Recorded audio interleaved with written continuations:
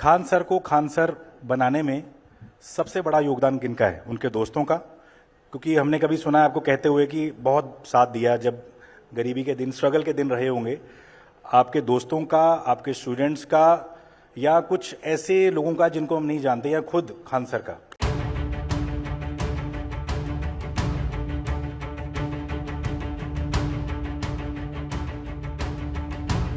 अपने अनोखे पढ़ाने के अंदाज और सामाजिक मुद्दों पर साफ बोलने के लिए मशहूर पटना वाले खान सर की शादी की खबरें हैं। उन्होंने इस बात की पुष्टि अपने YouTube चैनल पर अपलोड किए गए वीडियो में की है।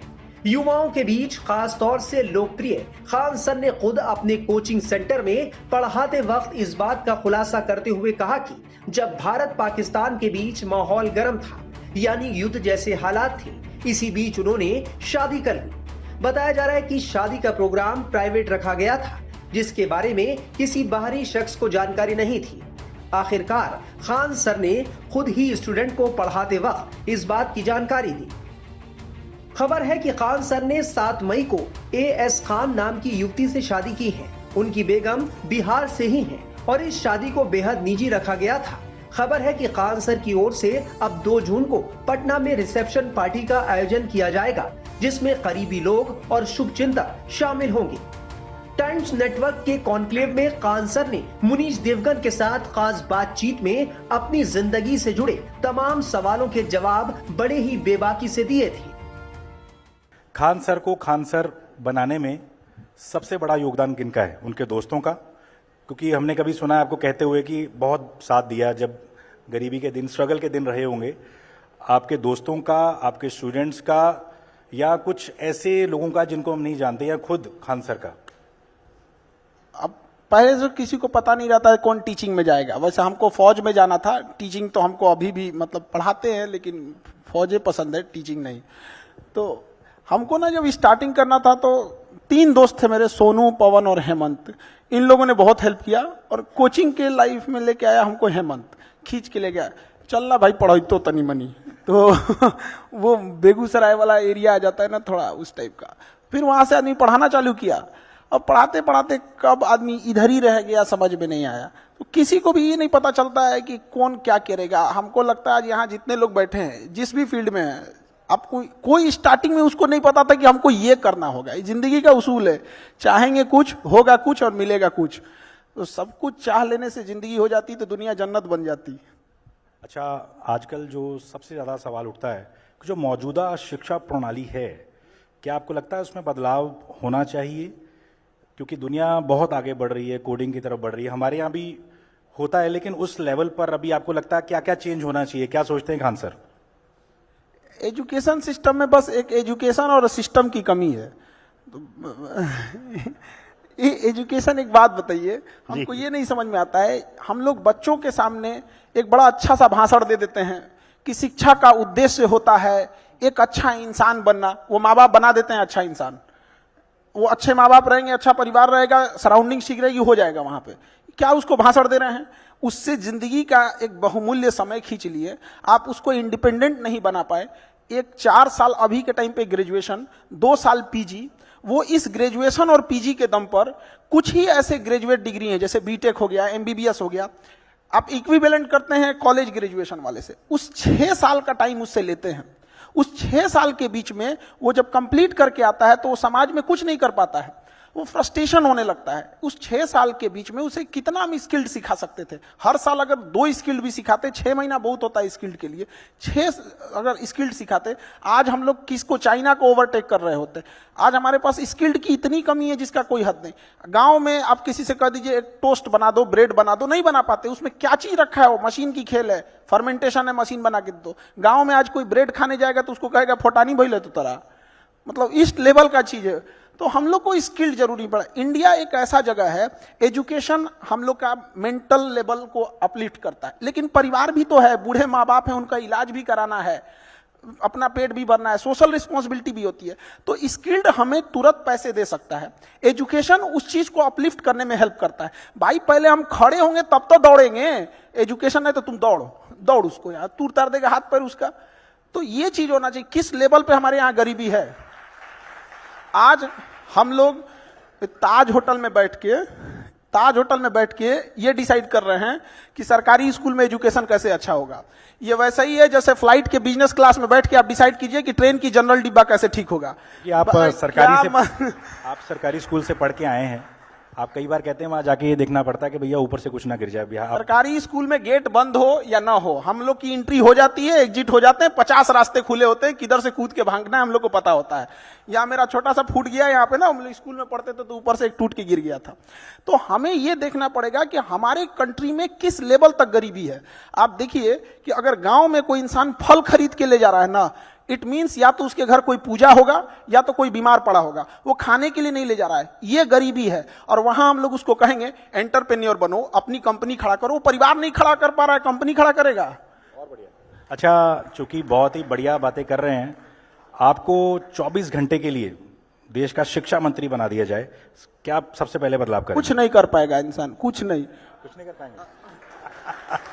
तो ये फिल्मों में ही है। आप देखिए, आप किसी पायलट को टेम्पू दे दीजिए, टेम्पू, और कहिए उड़ा दे इसको, वो रनवे पे दौड़ते रह जाएगा, नहीं उड़ेगा वो। बहुत बढ़िया। मूस मोटैयन लोढ़ा होयन, हाथी घोड़ा थोड़े होयन।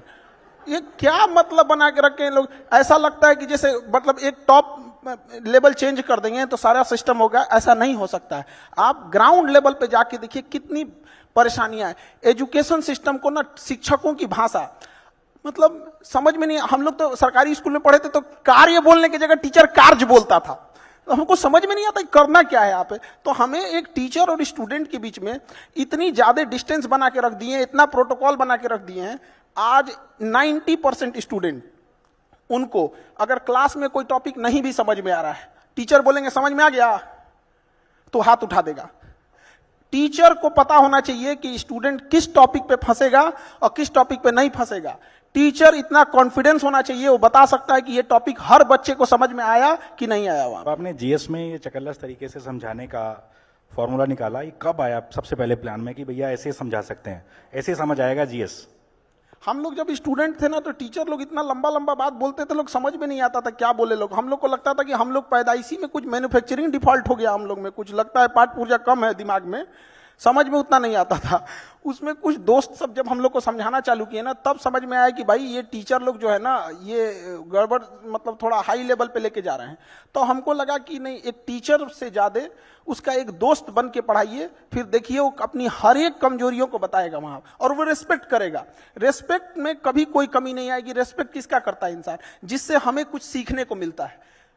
जैसे उसको लग जाएगा यार ये इंसान ने बहुत बेहतरीन ढंग से पढ़ा दिया, तुरंत वो रिस्पेक्ट में कोई कमी नहीं करेगा।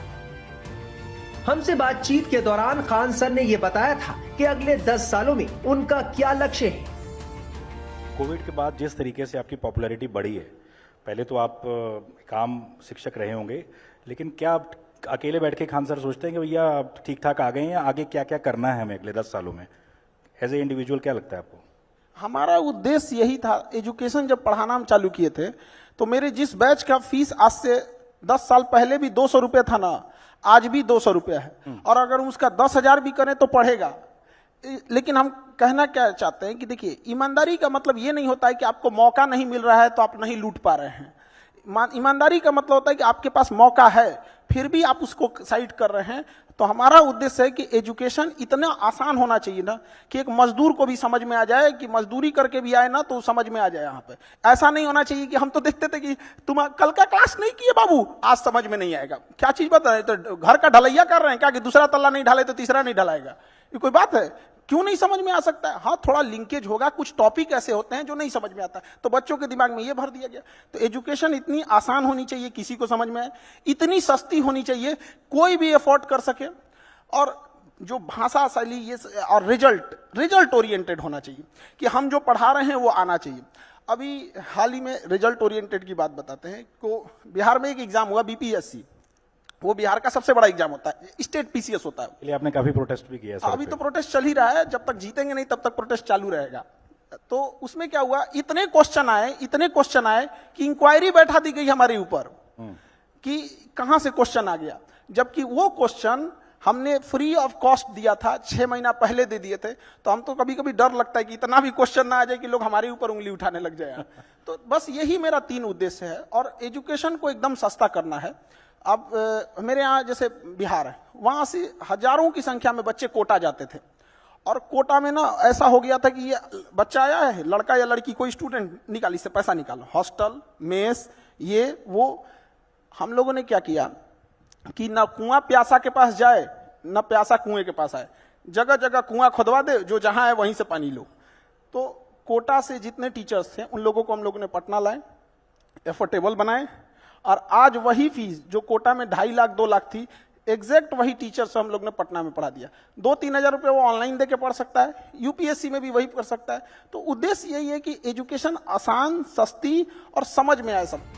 खान सर ने अपनी शादी को लेकर पहले से कोई औपचारिक जानकारी नहीं दी थी, लेकिन जब उन्होंने खुद ये बात सार्वजनिक की है तो सोशल मीडिया पर भी उनके प्रशंसक उन्हें बधाइयां दे रहे हैं। खान ग्लोबल स्टडीज के मालिक खान सर पिछले दिनों पटना में बीपीएससी स्टूडेंट्स के द्वारा किए जा रहे प्रोटेस्ट के दौरान भी चर्चा में आए थे। उन्होंने छात्रों के आंदोलन का खुले तौर से समर्थन किया था। पिछले दिनों बिहार के राज्यपाल आरिफ मोहम्मद खान ने पटना में चैंपियंस ऑफ चेंज बिहार पुरस्कार समारोह के दौरान खान सर को सम्मानित किया था।